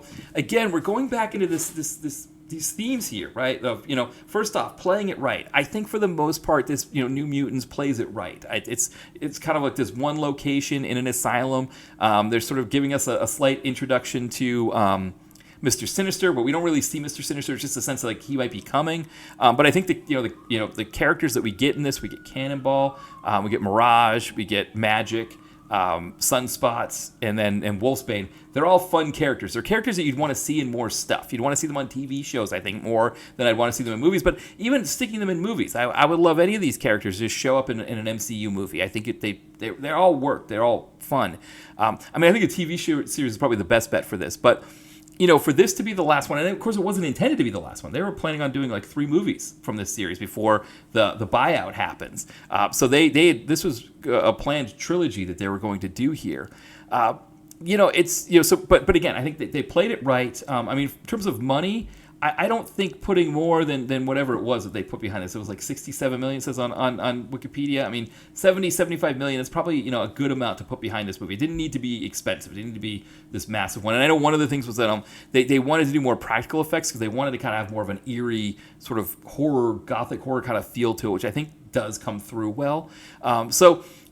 They're playing it right. They're putting the money behind it. But now it's that third piece, right? It's this sort of business of Marvel, business of movies, where now Disney's bought Fox. Disney has no stake in this movie. They don't care. So they just stick it out there, and that's it. You're done. There's no more New Mutants, no more X movies for the most part, right? What we're going to talk about, our kind of this last gasp coming up here. But that's it, right? And I think there's a sense from Kevin Feige, I think from the Disney people, that we're going to stick this whole Fox thing off in its own whatever. It's going to be its own thing. We'll bring the mutants in how we want to bring in the mutants. We're going to do it, right? We got to do it at some point. There are these great characters. It's like, it would be a waste for us not to use them, but we'll figure it out. And I think to some extent, we can also look at the fact that when we get into 2020, Disney Plus is released, and of course, we're kind of all doing the pandemic thing, but they have 3 hits right away with WandaVision, Falcon and Winter Soldier, and Loki. So there's a sense of like, we're just going to keep rolling here, right? We just broke records with, Infinity War and Endgame. Like 3 or 4 movies in a row that pulled in over $1 billion. The pandemic's here, but, we don't put out duds. We kill this stuff. We're, and so mutants, whatever, we'll figure it out. We'll put them in when we want to put them in. There's no rush to put the mutants in because we don't need the money that bad. We're making money. We're printing money with these movies. We got it figured out. Don't worry about us. We'll be fine. And, of course, with the pandemic, the first, kind of one to go, I think, is Black Widow, right? Black Widow is kind of, it's a bit of a dud. She ends up suing them because they released the movie both on Disney Plus and in the theater. Now, again, this is July of 2021, so this is that point where people are starting to get vaccinated, people are getting the shots, and they're going out and doing more stuff. But there are still restrictions on how many people can be in an enclosed space. So you weren't going to sell at a theater necessarily at this point. I mean, I think this one, it doesn't quite make $400 million. I think it's a pretty good number for this movie. But again, they spent $200 million on it. I think a big part of it was Scarlett Johansson to pay for her. The weird thing about Black Widow is that it's not exactly a Black Widow movie. It's like it's about all these characters that are in it. It's kind of a weird take. We're finally getting a Black Widow movie that it's not exactly a Black Widow movie. And so, I don't know what the ceiling would have been for that movie. Probably like $500 or $600 million. I don't think it's a $1 billion earner for them, even if it had come out. Even if 2021 wasn't a pandemic year, if we weren't still kind of getting through that, I think 400 or 500 million is probably the cap for that movie. Just having watched it, so it was, 379 million is probably a good number for it. I think, I guess if it made 379 million, it probably could have made 600 or 700 million. So maybe it was, my cap was a little low. But anyway, it wasn't. I don't think it would have been $1 billion earner for them necessarily. Shang-Chi, though, is solid, right? Shang-Chi is a good one. You get really big critic reviews. Again, it's still in that pandemic period, post, where we're still not sure who's going out to the theaters. Still does pretty well. Eternals, right? Eternals, critically panned. Again, I don't know that it's a bust. It does about the same that Shang-Chi does. So I think it does well enough. But Eternals was that first moment. I always say this. I think I've said this a few times, where it was that first moment of, if it bleeds, we can kill it, from the MCU. I think that was the first crack in their armor, was Eternals. It didn't do well critically. From a box office standpoint, again, we're still kind of coming out of the pandemic. I don't know that it does badly. Part of the other thing that hurts its worldwide box office gross is that you have a gay character who's married and has a son, and I think there were a lot of markets that didn't want that, right? So the Middle Eastern markets, they didn't want gay characters, and I think, for me, if you want to have gay characters in the movie, just do it, and don't worry. You got to accept that you're going to maybe take a hit there, but I think it's a good thing to do that, to kind of keep having that kind of representation. The other thing is, the director, Chloe Zhao, she had said some things, disparaging remarks about China, so the movie wasn't released in China either. So it kind of hurt its market a little bit to not be in China or in parts of the Middle East, like Dubai, United Arab Emirates. So that also, I think, contributes to its money. But from a critic standpoint, I mean, the thing I remember about Eternals was that was the first time you had a Marvel movie that wasn't like just universally loved by people. Like, just think about Shang-Chi that comes out 2 months before. And I mean, the love that movie got on Twitter, like, people were posting these stock photo images that Simu Liu did when he was first working in the business. And everybody's like, well, look at how great this is. He's pretending to be an office worker. It's so fun, and everybody was loving it. There wasn't that universal love with Eternals. And people were coming for Eternals, and they weren't getting shouted down by the masses, right? Like, it used to be, like, if you went on anything, if I went on Twitter, if anybody went on Twitter and said something disparaging about kind of anything from Shang-Chi before that, right? If you said anything disparaging about any of these Marvel movies, you would have been shouted down by that, especially that crowd, that kind of like that late millennial crowd that was the backbone of Marvel fandom. They're born in the kind of late 80s, early 90s. They would have come for you. I don't know from experience. I've never been dumb enough to say anything about one of those movies at that time and deal with that. I've got my podcast here where I can say all the disparaging things I want about a movie and not have to worry about it. But I mean, up until that point, that's what would happen. Eternals changes all that. And I think from Marvel's standpoint, I think they saw Eternals as a one-off, but there was a lot of hubris that was still there. One of the things Chloe Zhao talked about was that she wanted the Eternals to be a one-off movie. Just a one-off movie. She didn't have any plans for sequels or anything like that. And Kevin Feige's like, no, you got to set up the sequel. We're going to be doing 2 or 3 of these Eternals movies, and it's like, wow, he was so sure that everything that he was touching was turning to gold, that like he had 2 or 3 Eternals movies already lined up and ready to go. And of course, there's no talk about any more Eternals movies. I think they've used some of the characters in like what if episodes and things like that, but yeah, they're not making any more of those movies. They're not planning on it. And then of course Shang-Chi. I mean, Shang-Chi came out in 2021 as well. Where 4 years later, we still don't have another one of those movies, because that's the other piece of this that I think what we're going to talk about in a bit is just that there's so many characters now that Disney has. What are they going to do with them all? But okay, Eternals comes out, and then Spider-Man comes out. Spider-Man and Doctor Strange back to back, big hits for them again. So I think there's almost a sense of like, hey, we're fine. Nothing to see here. We got this. We got this locked. And that's May of 2022 is Doctor Strange Multiverse of Madness, movie that almost makes $1 billion, coming off the heels of Spider-Man No Way Home in December of 2021 that makes almost $2 billion. And so now it's like, okay, well, how are we going to get these mutants in this movie? Again, no real impetus for it, no real need to make it happen sooner, rather than later. They go into 2022 with a bunch of movies locked and loaded, right? 2022 into 2023. So we kind of go Thor: Love and Thunder and Black Panther: Wakanda Forever. Both movies, $200 million for budget for Thor, $250 for Wakanda Forever. Neither of them quite pull in the numbers that they do. And we start hearing rumblings about things that people didn't like about Thor Love and Thunder, which I don't get, because Thor Love and Thunder is essentially Thor Ragnarok. Like, the comedic beats are the same for me. I didn't see a lot of difference in there. People universally loved Thor Ragnarok, but now Love and Thunder, he's being too goofy. That Taika Waititi is like, Waititi's just being too goofy. He's doing, it's too much goofiness. I can't handle it, or it's too funny, or whatever. It's like, I want something more serious, or whatever it is that they were complaining about. That was Thor Ragnarok. He's just doing the same stuff in this movie. You loved Thor Ragnarok. Now it's not enough for you, but that's because the cracks have started, because Eternals had set this in motion here. Wakanda Forever, I think, was kind of loved by a lot of people, but the box office didn't say that. You're going to spend $250 million to make a Black Panther movie. The other big thing, right, was that they were making this big deal about, we're bringing in Namor. So Namor is another one that's been stuck in this sort of silo limbo situation. So Universal owns the rights to Namor and the Incredible Hulk. Now, with Incredible Hulk, they own the rights to distribution rights for solo Hulk movies, and I believe it's the same for Namor. Whereas you can put Hulk in anything you want, and as long as it's not a Hulk movie, you're okay.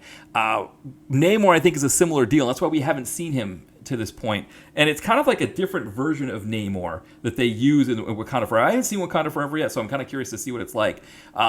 You talk to me about Wakanda Forever. I get it, like they probably were working on it for a bit before that, but there was rumors about bringing Storm into Wakanda Forever, and I think that would have been a perfect place to put her, introduce her there. You're gonna tell me $850 million, you introduce Storm in that movie, it's not gonna be pulling over $1 billion? Easy. But see, from Kevin Feige's standpoint, he's like, we're going to make $1 billion easy either way, right? He doesn't think he needs to start adding characters, right? He's not thinking that way. He's thinking he's getting $1 billion off the bus for all these movies. And it's just not happening, right? And Wakanda Forever should, 850 is a good number, but when your budget starts off at 250, right? You gotta, when these budgets hit that 250 mark, they've got to be pulling in, over $1 billion every time. Otherwise, it's not worth it to have that high of a budget.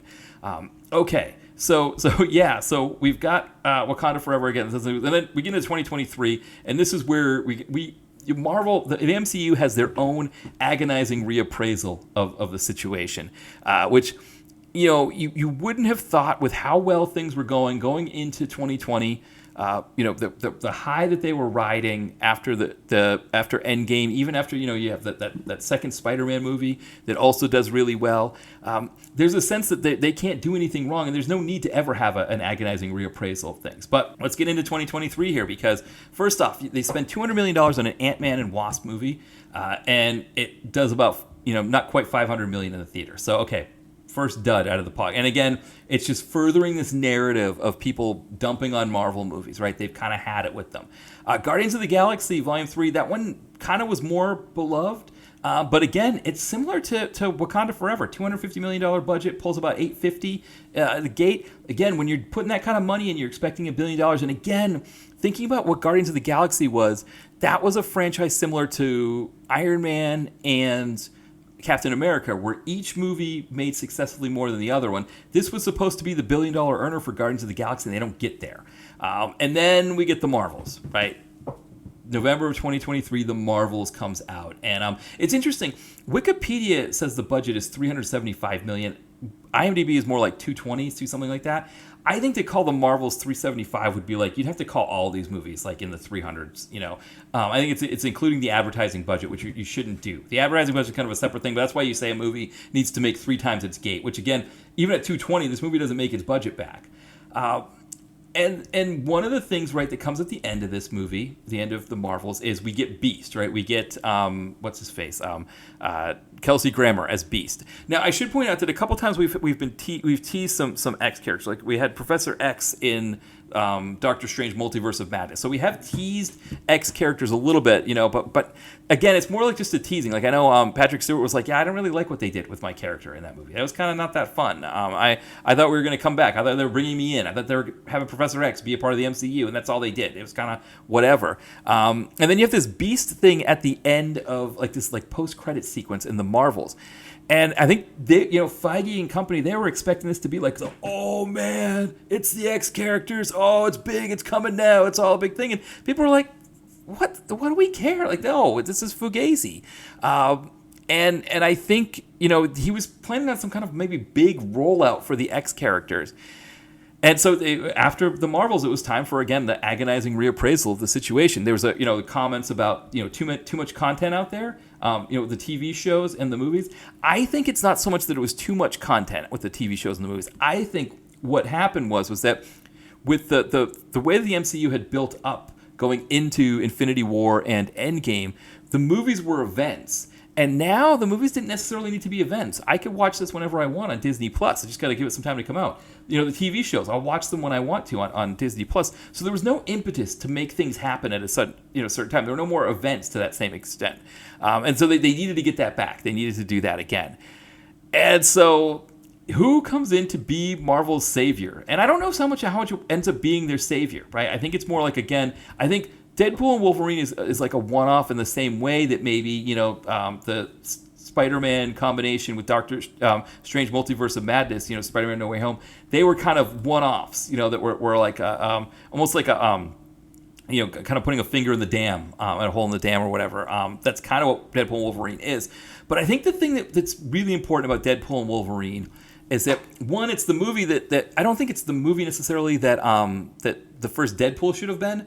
But Wolverine should have been in that first Deadpool, right? I don't know if things would have changed for Fox. I don't know if maybe they don't get... I imagine they were probably still going to get taken over by Disney, and the end of the Mutant Saga probably is the end of the Mutant Saga the way it ends up happening.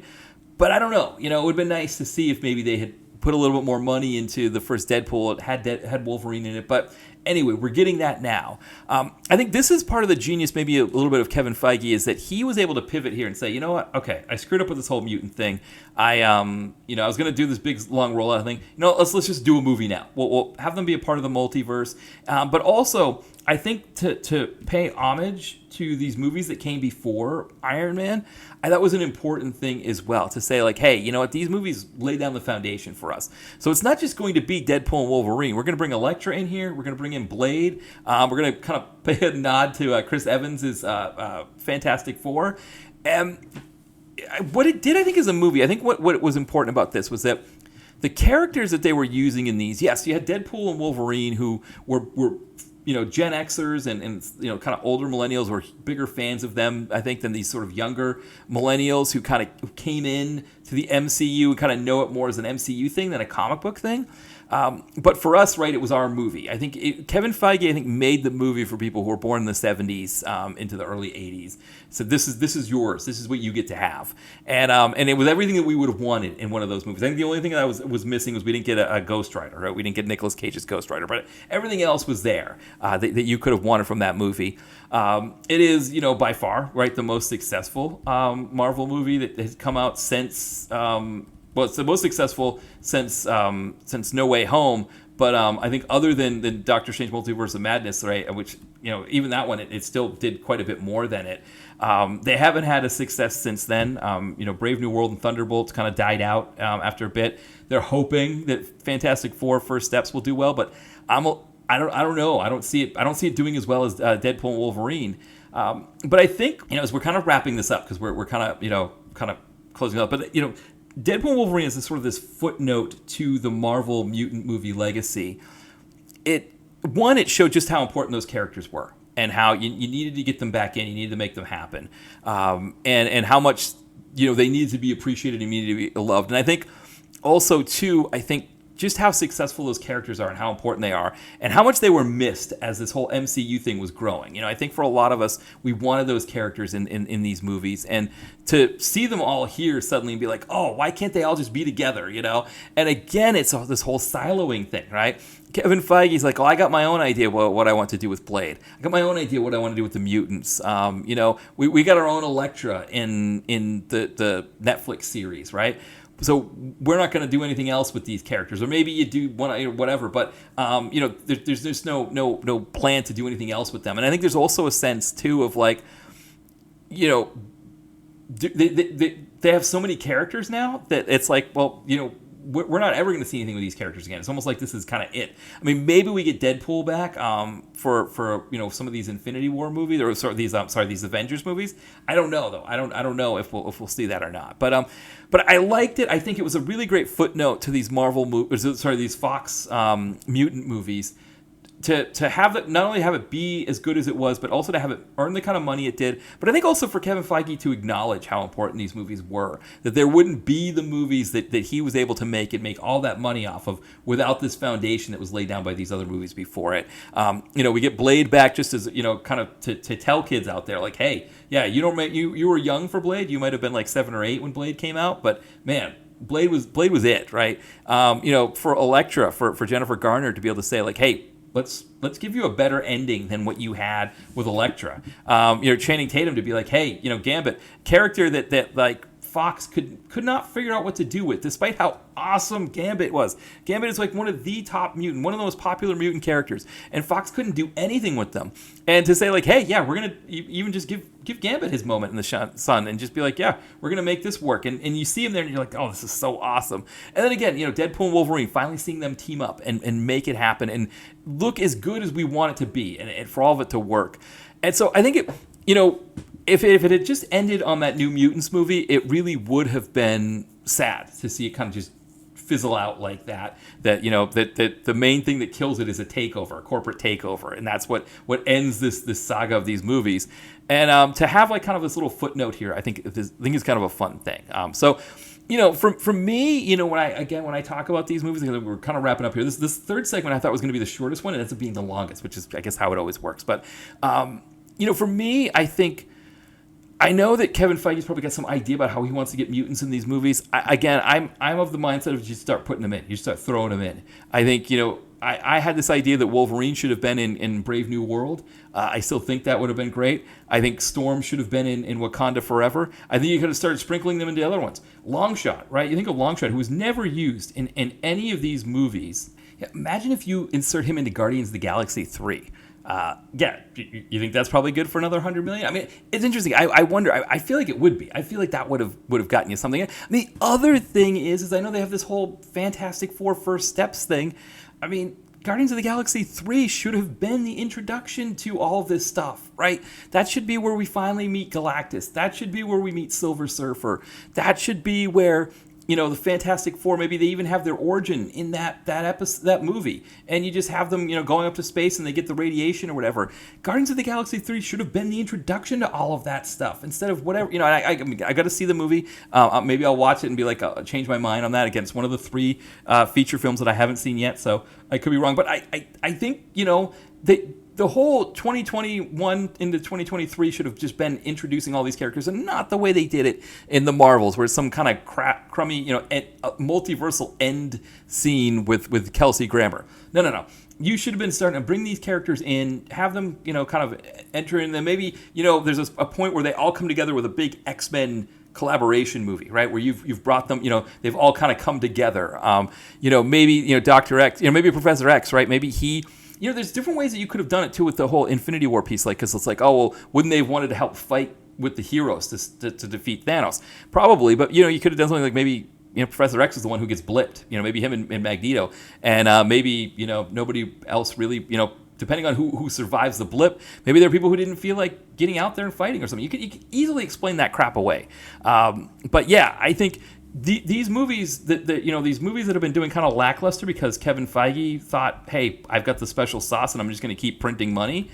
All of these movies could have had mutants in them, and they all could have been doing better. Ant-Man and Wasp: Quantumania, I don't know where I would have put mutants in that one, but the Marvels, right? I mean, that's where you introduce Rogue, right? Because remember, Rogue, she got her powers from Ms. Marvel. I mean, can you imagine that if she's like one of the first mutants and she touches Brie Larson and she gets her powers? And it's like, oh, hey, there we go. Do you think that would have done better than you include Gambit in it as well? So Gambit and Rogue are in the Marvels. You think that would have done better than $200 million? I think it would have. I think it would have done a lot better than $200 million. So you had these characters sitting here waiting to be used. You finally use them for this sort of one-off thing, and it makes over $1 billion. So I don't know. We'll see what happens from here. But I think this is an interesting look kind of at these this 20-year period where Fox was trying to make a go of it with these Marvel movies, with these X-Men movies, sort of the hits that they had, the misses. Ultimately, I don't know that getting bought out by Disney was something that they could have could have changed if they had been more successful with these. I think it was going to go the way it was going to go no matter what. But it is interesting to see sort of these three things come into play, right? That, again, comic book movies, you got to play them right, and they don't always play them right. Where you put your money as a studio, because I think it's another piece of it. Is we want all these movies to be great and have all this money behind them, but they kind of decide where they want to put their money, and Fox didn't always bet on the right horses with that. And then this whole siloing thing, and with Disney coming in and how they're trying to integrate the mutants and whether they're going to do it or not, and what the plan is for all of that. It's kind of been an interesting thing to see, and I think ultimately the thing is that for us as fans of these kinds of movies, we're not always going to get what we want, unfortunately, because these other powers are at play. Again, whether it's a director who decides that, the Fantastic Four origin story is not really what I want, or that Deadpool is what does it matter if we make Deadpool the character from the comics, or we just make him this weird amalgamation that we put in X-Men Origins Wolverine? Again, or Fox saying we're going to put more money behind Fantastic Four than we are Deadpool, and Deadpool's going to do much better than Fantastic Four at the theater, right? And then again, Disney saying hey, we got our own ideas how we're going to do these mutant stuff, and so thanks but no thanks to your movies until we actually need a win, and we'll come back and we'll make one of your movies again. So, but anyway, I think this is as good a place as any for us to wrap this, because again, I went a good 15 to 20 minutes longer on this segment than I thought I was going to. So, why don't we wrap up here? We'll do is like I always do, kind of do my plugs. My newest book, Nadia and Aiden, is available on Kindle Unlimited, and paperback. The link is in the podcast description. Always happy when people purchase that. And then, of course, the site, dtvconnoisseur.blogspot.com. That's where you can kind of find everything, links to anything that's going on with our YouTube channel, whether it's the podcast or my books. But thank you, everybody, for listening, and we'll be back soon. Bye, everyone.